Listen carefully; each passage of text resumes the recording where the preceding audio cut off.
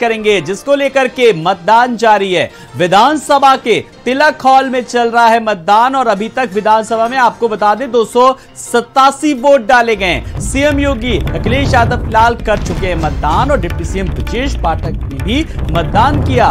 वहीं बारी बारी से विधायक आकर के मतदान कर रहे हैं। तो 4 बजे तक चलेगा ये मतदान और आज ही 5 बजे मतगणना का काम भी शुरू हो जाएगा। तो सीएम योगी के साथ साथ अखिलेश यादव भी कर चुके हैं मतदान।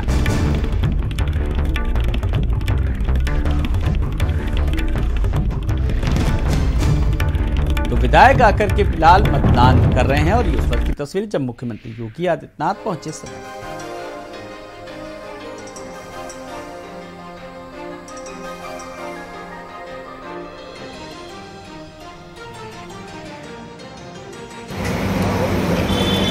आइए सर, वो आके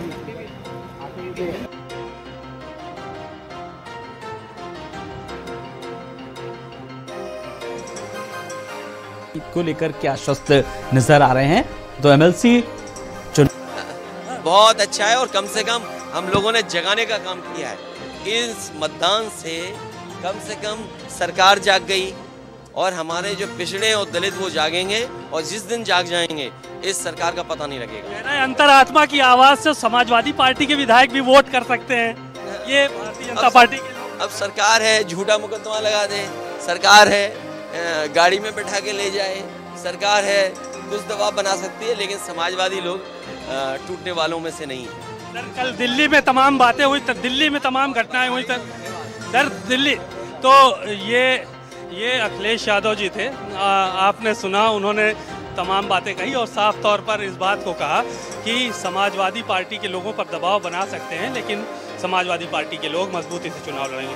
कैमरामैन श्रवण कुमार के साथ सीमा नकवी, भारत समाचार लखनऊ।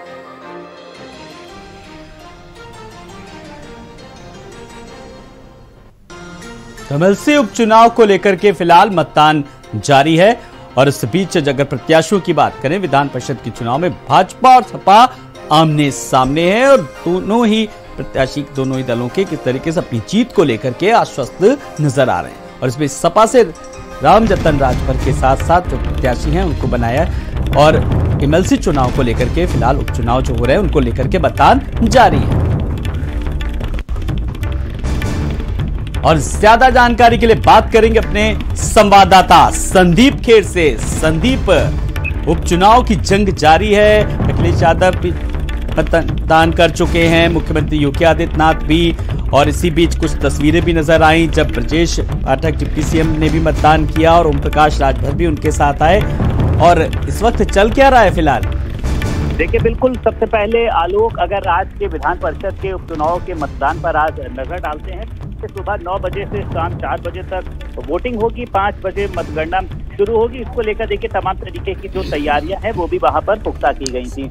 आप देखिए जिस तरीके से आज मतदान को लेकर लगभग 11 बजे की अगर बात करी जाए तो 287 जो लोग हैं वो मतदान कर चुके हैं। और देखिए जिस तरीके से पाठक और ओम प्रकाश राजभर की तस्वीर की अगर बात करी जाए, जो गाड़ी पे पहुंचने की बात करी जाए, उस पर राजभर का बयान है कि हम लोगों के अपने संबंध हैं जिसके चलते आज मैं पहुंचा। हालांकि गलियारों में देखिए कई तरीके की चर्चा है।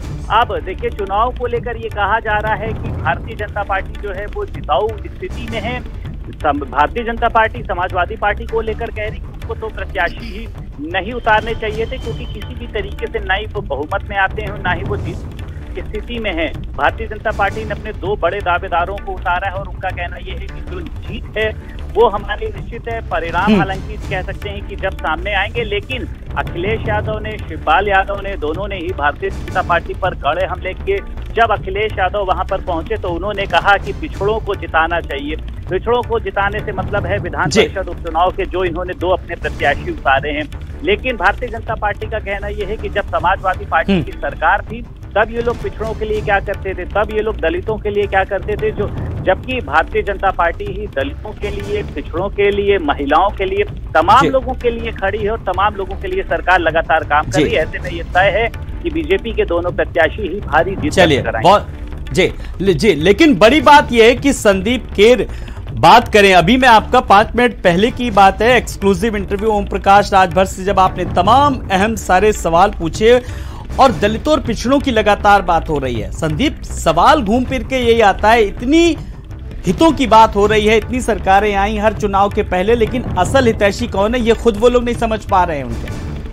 देखिए आलोक, जिस तरीके से अगर हम प्रधानमंत्री नरेंद्र मोदी की 9 साल की योजनाओं की बात करें उस पर ही ज्यादा चर्चा हो रही, क्योंकि उनका कार्यकाल भी पूरा हो रहा है। और अगर प्रदेश सरकार की योजनाओं की बात करते हैं, देखिए दोनों ही योजनाओं में दलित, पिछड़ों यानी हर एक वर्ग का ख्याल रखा गया। और खुद बीजेपी कहती है कि हमारी सरकार ऐसी है जिसने किसी भेदभाव के बिना ही सभी वर्गों, सभी समुदाय के लोगों को परस्पर लाभ देने की कोशिश करी है।